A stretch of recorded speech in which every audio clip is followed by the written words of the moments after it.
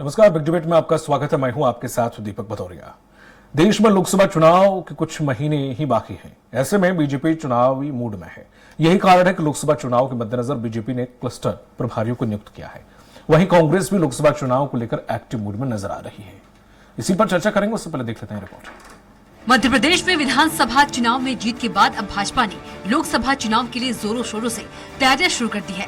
बीते दिन दिल्ली में हुई बीजेपी की बड़ी बैठक में मध्य प्रदेश के लोकसभा क्लस्टर प्रभारियों को जीत का मंत्र दिया है। दिल्ली में चली करीब 8.5 घंटे की बैठक में लोकसभा चुनाव पर मंथन हुआ। लोकसभा चुनाव को लेकर दिल्ली में भाजपा की बड़ी बैठक आयोजित की गई। बैठक के दौरान पार्टी ने लोकसभा चुनाव को लेकर देश भर में 146 क्लस्टर बनाए।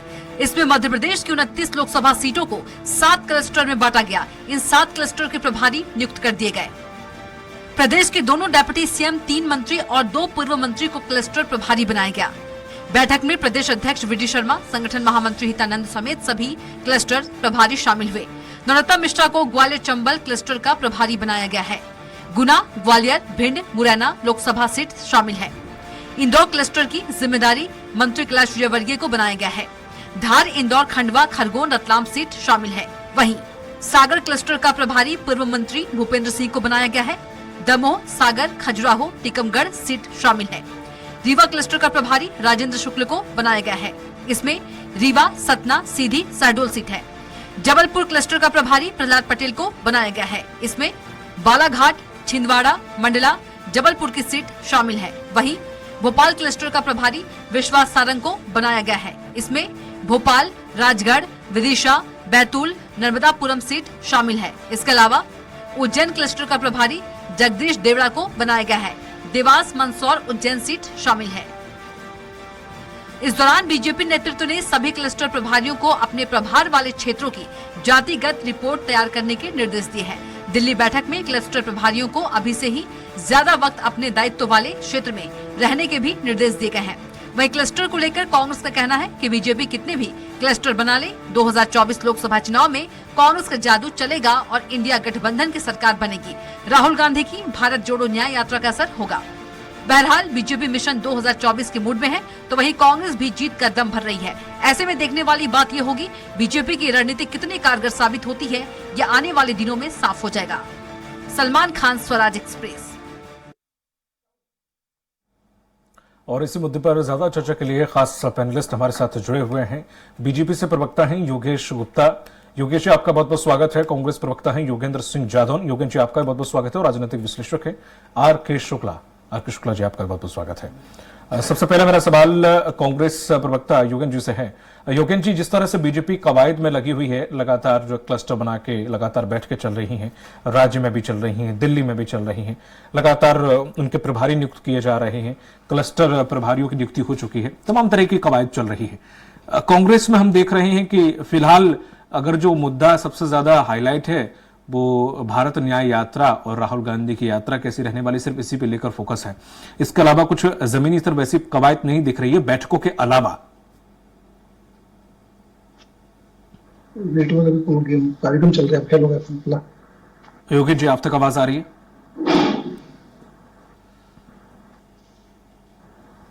योगेश जी, आप तक आवाज आ रही है? यस, करोगे। ठीक है, योगेश जी पर आवाज नहीं पहुंच पा रही है। योगेश जी, जिस तरह से बीजेपी ने क्लस्टर, योगेश जी आपसे सवाल है कि जिस तरह से क्लस्टर प्रभारियों की नियुक्ति आपने कर दी है और उन्हें जिम्मेदारी सौंपी गई है कि जातिगत समीकरणों की रिपोर्ट पेश की जाए, तो क्या जिस तरह से ये जो जिम्मा सौंपा गया है, हमने विधानसभा चुनाव में भी देखा था कि कई एक्सपेरिमेंट आपने किए थे, कई राज्यों के मंत्री आए थे, कई राज्यों के प्रभारी आए थे, कई राज्यों के नेता आए थे और सर्वे हुए थे। इस बार जो जिम्मा सौंपा गया है जातिगत समीकरणों को साधने के लिए रिपोर्ट पेश करने का, कितना क्लस्टर से लाभ आप तक होता आया है, चाहे विधानसभा चुनाव, ये पहली दफा नहीं, इससे पहले भी आप ये प्रयोग कर चुके हैं?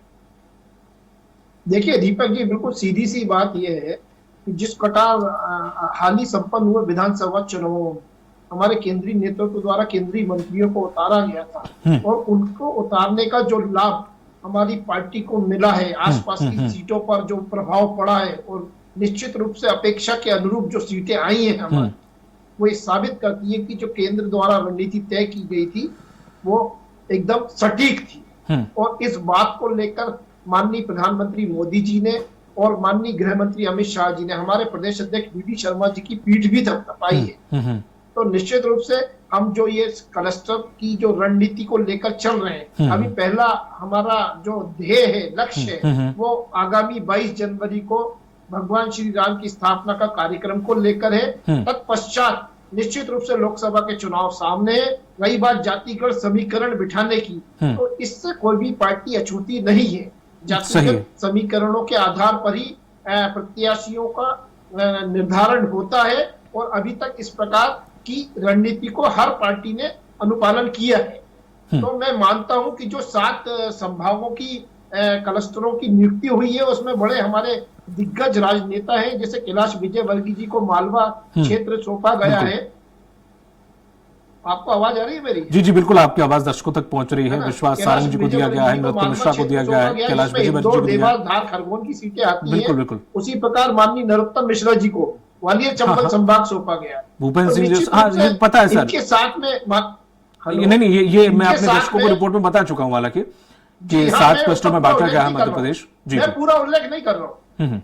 इस प्रकार जो हमारे ये वरिष्ठ राजनेताओं की नियुक्ति के साथ साथ इनकी जो प्रभारी बनाया गया, वो माननीय मुख्यमंत्री और दोनों उप मुख्यमंत्रियों के निर्देशन में ये सारे काम होंगे। तो निश्चित रूप से जो 51% का जो वोट लक्ष्य हमने विधानसभा चुनाव में हासिल किया था, 11,000 शक्ति केंद्र के माध्यम से 65,000 बूथों तक पहुंचने की जो रणनीति हमारे प्रदेश अध्यक्ष माननीय वी डी शर्मा जी ने बनाई थी, और उसमें हम कई विधानसभा में 54% और 52% तक पहुंचे हैं। तो आगामी लोकसभा चुनाव के दृष्टिगत निश्चित रूप से हमारा ये उद्देश्य है कि हम माननीय मोदी जी के नेतृत्व में लोकसभा में लगभग 400 सीट का आंकड़ा हासिल कर पाए और 51 से 52% का वोट लक्ष्य हासिल कर पाए।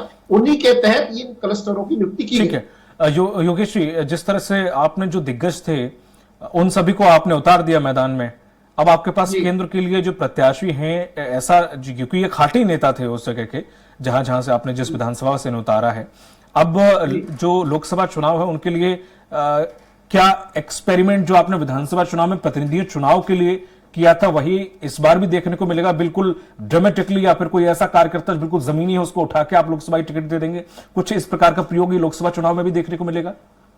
निश्चित रूप से दीपक जी, माननीय गृह मंत्री अमित शाह जी और हमारे राष्ट्रीय अध्यक्ष जेपी नड्डा जी इस बात को बिल्कुल मंथन कर चुके हैं और 40 से 42% सीटों पर प्रत्याशी बदले जाएंगे। युवाओं को सर्वाधिक मौके दिए जाएंगे, यूथ लीडरशिप को आगे लाया जाएगा और जो वरिष्ठ राजनेता हैं उनके लिए जो केंद्रीय नेतृत्व और संगठन ने भूमिका तय की है वो आगामी समय में आपको मालूम पड़ेगा। ठीक है। सवाल मेरा कांग्रेस प्रवक्ता योगेंद्र सिंह जादौन जी से। योगेंद्र जी, जिस तरह से बैठकें जीतू पटवारी नए नवेले दूल्हा हैं, बैठकें बहुत कर रहे हैं और ठीक भी है, और ये कहावत भी है कि नया मुल्ला प्याज ज्यादा खाता है, ऐसा भी कहते हैं। तो विपक्ष इसको लेकर कि जहां बैठकों का दौर ठीक है, अच्छी बात है, बैठकें लगातार हो रही हैं, लेकिन जमीनी स्तर पर वाकई जो डैमेज हुआ है वो भरने की कोशिश की जा रही है, वो दरारें भरने की कोशिश की जा रही है। साथ ही में यह आरोप लगता रहा है कि जो आपके प्रत्याशी चुने जाते हैं उनमें कहीं ना कहीं कुछ प्रभावी लोगों का हस्तक्षेप रहता है। तो क्या अभी भी वही है आलम देखने को मिलेगा आने वाले लोकसभा चुनाव में? देखिए दीपक जी, प्रदेश कांग्रेस अध्यक्ष के रूप में जब से जीतू पटवारी जी बने हैं, पूरे प्रदेश के अंदर सघन जनसंपर्क करने के पीछे उनका यही मकसद है कि जमीनी हकीकत और कार्यकर्ताओं की भावना तक पहुंचने का प्रयास में कर रहे हैं। और किसी न किसी तरह से उनके साथ में हमारे प्रतिपक्ष के नेता हो, चाहे हमारे वरिष्ठ नेता विजय सिंह जी हो, चाहे कमलनाथ जी हो, जिनका जो प्रभावी क्षेत्र है, उनके सभी प्रभावी क्षेत्र में जमीनी कार्यकर्ता तक जुड़ने का प्रयास किया जा रहा है। और रहा लोकसभा का चुनाव, तो लोकसभा के चुनाव के जो मुद्दे रहेंगे वो निश्चित रूप से राष्ट्रीय स्तर के मुद्दे रहेंगे और राष्ट्रीय स्तर के मुद्दे पर कांग्रेस पार्टी अपना चुनाव लड़ेगी। और कांग्रेस पार्टी का प्रारंभ से ही एक मकसद रहा है कि जो जनता की समस्याओं के जो मुद्दे हैं, चाहे वो युवाओं के रोजगार की समस्या का मुद्दा हो, चाहे वो देश की सुरक्षा का मुद्दा हो, चाहे महिलाओं की सुरक्षा का मुद्दा हो, जो भी राष्ट्रीय स्तर के जो भी मुद्दे हैं, उन मुद्दों को लेकर ही कांग्रेस पार्टी आगामी लोकसभा चुनाव में उतरेगी। और जहां तक रहा प्रभावी लोगों के प्रभाव के कारण प्रत्याशी के चयन का सवाल है, तो कांग्रेस पार्टी निश्चित रूप से इस बार जितने भी लोकसभा प्रत्याशी क्षेत्र में चुनाव लड़ेंगे निश्चित रूप से वो पूरी तरह से पारदर्शी होंगे और पूरे कार्यकर्ताओं की भावना के अनुरूप चुनाव लड़ेंगे। इसी तरह से कांग्रेस पार्टी जीतू पटवारी जी के नेतृत्व में और हमारे वरिष्ठ नेतृत्व आदरणीय कमलनाथ जी और दिग्विजय सिंह योगेंद्र जी जी, के मार्गदर्शन में एक पूरा रोड मैप बना। मार्गदर्शन की आपने बात की, आपके जो दिग्गज नेता उनका मार्गदर्शन फिलहाल तो मिलता कुछ दिख नहीं रहा है और बीजेपी यही आरोप लगा रही है, ऐसा क्यों? देखिए दीपक जी, बीजेपी को आरोप लगाना है, बीजेपी का नहीं, वो सब काम दिख है भी रहा है एक्चुअली, कोई ऐसा लग रहा है कि जैसे संन्यास ले चुके हैं सब, ऐसा दिख रहा है कहीं कुछ कांग्रेस ताकत दिख नहीं रही है कि हाँ जीतू पटवारी जी अपने बड़ों के मार्गदर्शन में और बड़े भी साथ में चल रहे हैं। कांग्रेस पार्टी अब ऐसा लगे कि वाकई विधानसभा चुनाव के बाद बड़ी दमदारी से उतर रही है, एकजुट हो गए हैं सब, ऐसा कुछ दिख नहीं रहा। नहीं, कांग्रेस पार्टी पूरी एकजुट है और कांग्रेस पार्टी आपको एकजुट दिखेगी।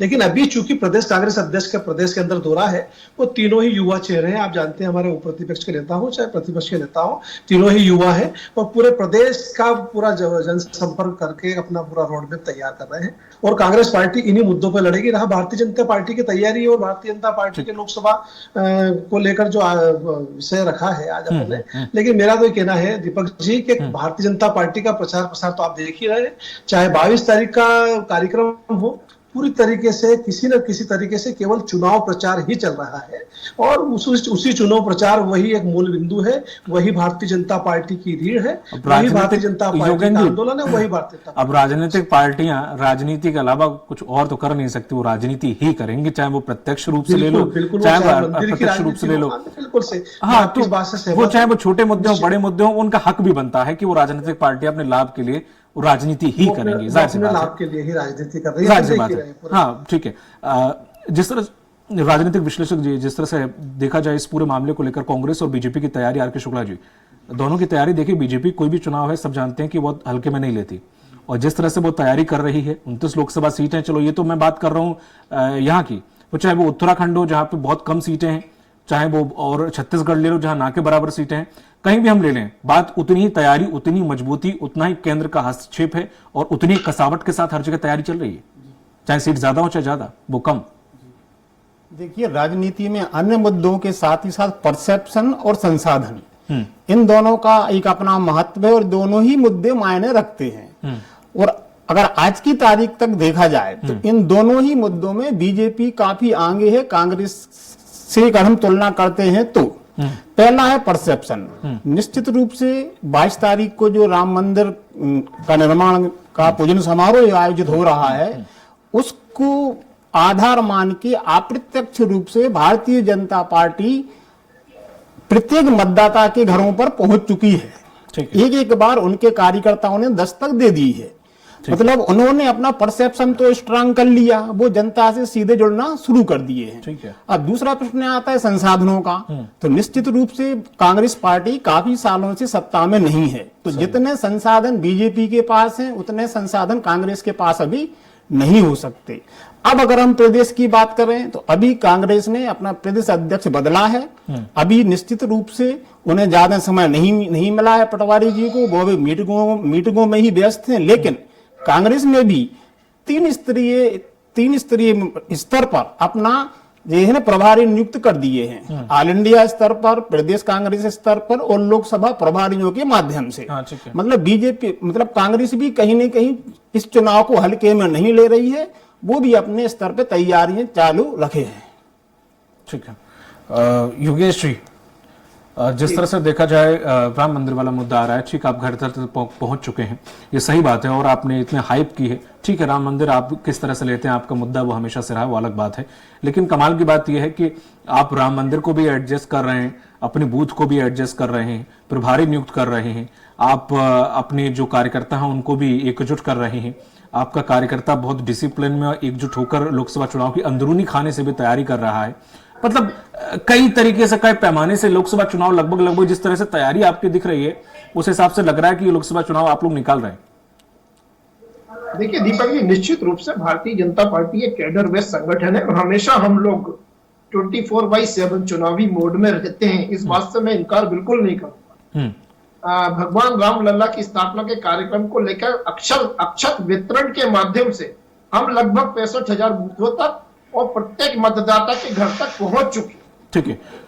तो ये हमारी जो कवायद है, इसके पीछे छोटे-छोटे जनता का आंसर रखते हैं। आशीर्वाद जुड़ा है, प्रभु श्री राम की कृपा है और जनमानस में भारतीय जनता पार्टी का बढ़ता हुआ प्रभाव है। स्पष्ट ठीक है। रूप से संगठन के अध्यक्ष के नाते माननीय वी.डी. शर्मा जी के अथक प्रयास है। इस बात को माननीय केंद्रीय नेतृत्व ने कई बार स्वीकारा भी है। रही बात कांग्रेस पार्टी की, तो यही जीतू पटवारी जो अभी जिनके बारे में आपने कमेंट किया था कि नया नया मुल्ला प्याज ज्यादा खाता है, नया नया मुल्ला नमाज भी ज्यादा पढ़ता है, ये वही जीतू पटवारी जी हैं जो कह रहे थे विधानसभा चुनावों के दौरान कि पार्टी गई तेल ले। और रही बात जो वरिष्ठ कांग्रेस नेता हैं, ये विभिन्न गुटों में बटी हुई कांग्रेस, इनकी गुटबाजी अभी टिकट वितरण शुरू होने दीजिए। जो नजारा हमने विधानसभा चुनावों के समक्ष टिकट वितरण में देखा था, स्पष्ट रूप से वही नजारे फिर देखने को मिलेंगे। Vidhan Sabha during the Vidhan Sabha election Congress party ने इतनी सारी अवैध नियुक्तियां करती थी, 50-50 महासचिव, जनरल सेक्रेटरी और पता नहीं क्या क्या बना दिए थे। और जो प्रभारी जितेंद्र जी आए, उन्होंने सारी नियुक्तियां रद्द कर दी सिरे से। तो वो एक असंतोष तो पार्टी के अंदर है ही। मैं ये मानता हूं कि 29 लोकसभा सीटों पर कांग्रेस को प्रत्याशी ढूंढने में कवायद करनी पड़ेगी। ठीक है योगेश जी, जिस तरह से आप लोकसभा चुनाव की तैयारी कर रहे हैं, बाकी मुद्दे जैसे राम मंदिर का मुद्दा आपने लिया, तो बाकी महंगाई वाला मुद्दा है या फिर अन्य मुद्दे हैं, वो आप ढांकने की भी कोशिश कर रहे हैं? छोटे छोटे आंसर दीजिएगा सर। हाँ नहीं, देखिए दीपक जी, महंगाई के मामले में अभी हमारी जीडीपी 6.5 तक जा पहुंची है और लगभग 2.5% महंगाई दर कम हुई है पिछले क्वार्टर की बात अगर मैं करूं। और स्टार्टअप के माध्यम से मध्य प्रदेश को नंबर 1 राज्य माना गया, केंद्र द्वारा अनुशंसा की गई है। अभी स्टार्टअप दिया है मध्य प्रदेश में युवाओं को। तो रोजगार के क्षेत्र में भी हम माननीय प्रधानमंत्री की स्वावलंबी योजना और मुख्यमंत्री रोजगार योजना के माध्यम से कई युवाओं को लाभान्वित कर रहे हैं। तो जिस तरह से जीडीपी का आप ढोल पीटते हैं और हमारे किसान आज मध्य प्रदेश का समृद्ध, चौथी या पांचवी सबसे बड़ी अर्थव्यवस्था कहते हैं। आप ही कहते हैं हम ब्रिटेन से भी आगे निकल गए हैं। सर, ब्रिटेन में एक पर व्यक्ति आय $50,000 है और भारत की सिर्फ $7,000। आप ये चीज क्यों नहीं दिखाते? आप हमेशा ये दिखाते हैं कि हम जीडीपी में 5वीं सबसे बड़ी अर्थव्यवस्था बन गए। पॉपुलेशन में जमीन आसमान का अंतर है और 60-70 साल पुराने गड्ढे को भरने में थोड़ा समय लगेगा। निश्चित रूप से हम की तीसरी आर्थिक महाशक्ति बनने जा रहे हैं। 5वीं आर्थिक दर हमने हासिल कर चुके हैं। आप ही मानते हैं कि आपकी कमियां इसलिए सामने नहीं आ पाती क्योंकि विपक्ष कमजोर है? $1 की इकोनॉमी अचीव करने वाला। आप ये मानते हैं? विदेश नीति की आप बहुत ज्यादा प्रशंसा करते हैं। विदेश नीति में आप नेपाल से हाथ धो बैठे। नेपाल आज आपका साथ नहीं दे रहा। भूटान वो चीन के पास जाके घुसा हुआ है। आप सुन लीजिए सर, मालदीव आपके पास नहीं है, श्रीलंका आपके पास नहीं है, बांग्लादेश भी मिला जुला है, पाकिस्तान आपके पास नहीं, ईरान से आपके रिश्ते बिगड़ गए हैं। लेकिन आपने झांकी इस तरह से पूरा बना रखी है। अगर असलियत अगर आप देखें तो विदेश नीति भी आपकी कुछ ऐसी खास नहीं है। एशिया में सभी लोग आपके खिलाफ हो गए हैं इस वक्त। आप चारों तरफ से गिर गए हैं चाइना से। लेकिन अब वही है, विपक्ष सर कमजोर है, दीपक जी जवाब वो मुद्दा उठा ही नहीं पाता। बहुत सारी बातें कही है, जवाब ले लीजिए। देखिए दीपक जी, आज माननीय मोदी जी के नेतृत्व में भारत विश्व में तीसरी महाशक्ति बन चुका है। कैसे? भारत की कैसे? बिना भारत की हाँ या ना के सर कैसे तीसरी महाशक्ति किसमें और कैसे बन गई, ये तो बताओ। आज कोई निर्णय लेते नहीं है। चाइना आज हमारे सामने उस स्थिति में नहीं है जिस स्थिति में। अरे चाइना आपसे क्यों डरेगा सर? हुआ करता था। चाइना आपसे क्यों डरेगा? मोदी जी के आपका पूरा टेक्नोलॉजी सेक्टर चाइना भी डिपेंड है सर। आज मोदी जी का डंका बज रहा है पूरे विश्व में। अरे सर, मोदी जी की लोकप्रियता की बात मैं कर ही नहीं रहा हूं। आप तीसरी और चौथी महाशक्ति किस रूप में बता रहे हैं? आज हम 5वीं महाशक्ति हैं आर्थिक रूप से। और पड़ोसी देशों से हमारे संबंध निरंतर बेहतर होते चले जा रहे हैं। पड़ोसी देशों को हम आज भारत से निर्यात बढ़ चुका है। पड़ोसी देश अमेरिका है क्या सर? G20 में हमने अध्यक्षता करके दिखाया है। ब्रिटेन है क्या सर? ऐसा है कि विश्व में भारत ने आज वो स्थान हासिल किया है जो आज से 15-20 साल पहले भारत का वो स्थान नहीं हुआ करता था। मैं ये नहीं कह रहा हूं कि सर काम आपने बुरा किया या भारत बहुत पीछे, मैं ये नहीं कह रहा हूं। लेकिन कमियां हैं और बहुत सारी कमियां हैं, इस पे भी ध्यान है तो उनको दूर करने में वही मैं भी वही कह रहा हूं सर। ठीक है योगेश जी, समय भारत की जनता माननीय मोदी जी को दे रही है। ठीक है सर। अगले 5 साल में और कमियों को दूर करेंगे। योगेश जी, कहीं ना कहीं लगता है कि हमें जो वाकई डीपली रिसर्च करके जो खामियां हैं वो निकाल के जनता के सामने सच्चाई जो रखनी पड़ेगी। आजकल यूट्यूब चैनल इतने हो गए हैं और स्टेटस में और आजकल शॉर्ट्स आज में। मध्य प्रदेश में सर, मेरा सवाल योगेंद्र जी से है, मैं आपके पास आऊंगा, आप बात रख लीजिएगा। के रूप में देखिए आप मध्य प्रदेश को आज हमने 4 योगेश जी सवाल मेरा योगेश जी से है, माफ करिए, मैं आपके पास आऊंगा, वक्त सीमित है। बुलेट ट्रेन चल रही है, तो ये सब जो विकास की गंगा मध्य प्रदेश में पिछले 18 वर्षों से बह रही है लगातार। सर मैं बात कर सकता हूँ क्या, मैं सवाल कर सकता हूँ योगेश जी से? वो निराधार नहीं है, ठीक है, उसके पीछे एक ठोस आधार है। हमने मध्य प्रदेश को अग्रणी राज्यों में लाकर खड़ा किया है। अब सर रेलवे के मैं बात करूंगा, रेलवे को आप प्राइवेटाइजेशन की तरफ लेके जा रहे हैं। रेलवे के अगर सेक्टर की बात करें तो आपकी ट्रेन कितने कितने घंटे लेट होती है। सर ये बात मत करिए, आप जापान और इंडोनेशिया और चाइना से कंपेयर मत करिए अपने आप को। रेलवे में 2-2 महीने आपकी ट्रेन 24 घंटे भी लेट होती है, वहां 5 मिनट लेट नहीं होती सर। उस भ्रष्टाचार मुक्त रेलवे को हमने प्रशासन दिया है। आज बुलेट ट्रेन चल रही है, आज भारत वंदे ट्रेनें चल रही, सुपर एक्सप्रेसेस चल रही है। हर रूट पर आज ट्रेनों की यह स्थिति है कि आपकी वेटिंग 2 या 3 दिन से ज्यादा की नहीं है, जो 2-3 महीने हुआ करती।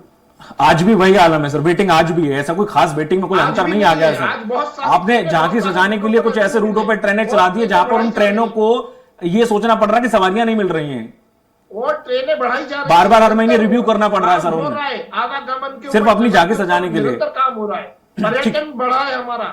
ठीक है सर, मैं आपके पास लौटूंगा सर। योगेन जी, जो कमियां वाकई बीजेपी में हैं, वैसे ज्यादा है नहीं लेकिन हैं भी, उन्हें जिस तरह से सोशल मीडिया के जरिए लोगों के जहन में ये दिखा दिया गया कि हम वर्ल्ड वाइड स्तर पर बहुत अच्छा कर रहे हैं, नो डाउट हम कर रहे हैं, लेकिन कुछ कमियां हैं। तो आप कांग्रेस के लोग उठा क्यों नहीं पाते? सिर्फ न्याय यात्रा में जुड़े हुए हैं, हम न्याय दिलाएंगे, वो करेंगे। भारत जोड़ो यात्रा में कुछ खास सफलता नहीं मिली सर, ये सब लोगों को पता है, लेकिन वे कि निजाम के पीछे पूरी कांग्रेस ऐसे चलते रहेगी, कब तक सर ये चलेगा? एक्चुअली जो मुद्दे हम वो उठते ही नहीं देख रहे हैं कहीं पे भी। मध्य प्रदेश की बात करें हम, चाहे हम वो देश स्तर की बात करें, कांग्रेस पार्टी सभी मुद्दों को उठा रही है। चाहे हिंदुस्तान में राफेल का मुद्दा आया तो कांग्रेस ने उठाया, और अब कांग्रेस ने कहा कि राफेल रिलायंस को नहीं दे रहे, लेकिन जैसे समय निकला 6 महीने 7 महीने बाद ही केंद्र सरकार ने राफेल रिलायंस से छीन के वापस अपनी एससीएल को दे दिया। हमने कहा कि कोरोना के अंदर जो है आप सतर्क हो जाइए, ये देश का मुद्दा था। आपने देखा है कि हिंदुस्तान में हम कितनी भी तारीफ कर ले, चाहे रेलवे की तारीफ कर ले, यातायात की कर ले, ट्रैफिक की कर ले, मैं इसको राजनीतिक मुद्दा नहीं कहता, मैं कहता हूं कि हिंदुस्तान इतना बड़ा यातायात का एक अपना स्ट्रक्चर खड़ा करने के बाद भी हमने देखा है कि हिंदुस्तान के गरीब श्रमिक किस तरह से सड़कों पर जा रहे थे, और हमने देखा था कि किस तरह से लाचार और भूखमरी से हमारा मजदूर जो है सड़कों पे मर गया, और हम उसको देखते रह गए। हमारे पास इतनी बड़ी व्यवस्था थी, हमने हर मुद्दे को उठाया है, लेकिन हिंदुस्तान में आज जो मुद्दा है दीपक जी, वो सांप्रदायिकता के बनाम मुद्दा है। इसलिए सांप्रदायिकता के खिलाफ संघर्ष में कांग्रेस पार्टी लगातार संघर्ष तो कर रही है, लेकिन आज उसके परिणाम कांग्रेस पार्टी के पक्ष में निश्चित रूप से नहीं आ पा रहे। ठीक है, आर.के. शुक्ला जी, जिस तरह से लोकसभा चुनाव है तो जाहिर सी बात है मुद्दे देश स्तर के होंगे जी, लेकिन हाल ही में अगर हम देखें, चाहे विदेश नीति की बात करें, हम दो जगह हमारी जब जरूरत पड़ी, इजराइल में भी हमने बीच का स्टैंड रखा, हमने यूक्रेन में भी बीच का स्टैंड रखा। हमारे कई पत्रकारों ने एस जयशंकर जी से सवाल भी किए कि जब आप किसी की हेल्प करने के लिए तैयार नहीं है तो आपकी हेल्प करने के लिए यूरोप क्यों तैयार होगा? जी, तो हालांकि हालांकि उन्होंने इस चीज को थोड़ा सा साइड वाइड कर दिया। तो ये सवाल है कि हम अपने पड़ोसी देशों से घिर चुके हैं, ऐसा नहीं कि हम बहुत सारा, अब रशिया ने भी हमें सस्ता ऑयल देने से मना कर दिया है। विदेश स्तर पर हम देखें तो हम भी देखते हैं कि हम कई मुद्दों से लेकर हमारी पॉलिसीज फेल हुई हैं जी। तो क्या वजह है कि कांग्रेस वो मुद्दे उठा नहीं पाता है? क्या है, हम अफगानियों को गेहूं दे के साधे हुए हैं?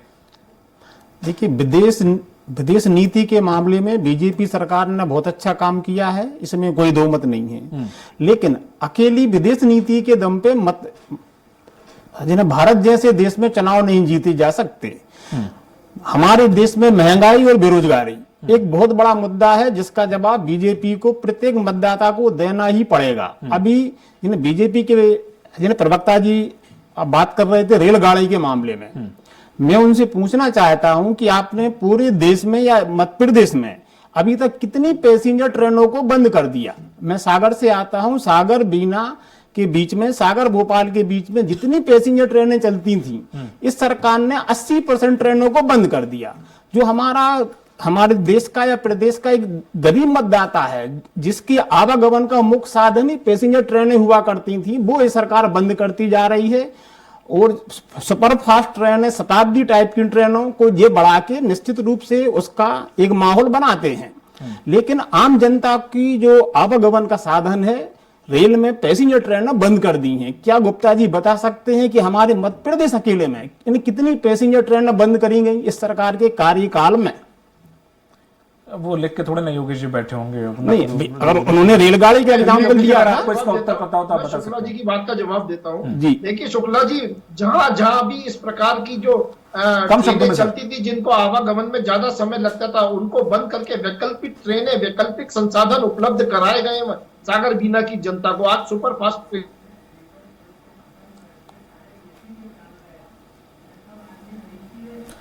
योगेश जी, आप तक आवाज आ रही है? हम 60 साल पुराने ढर्रे पर नहीं चल सकते।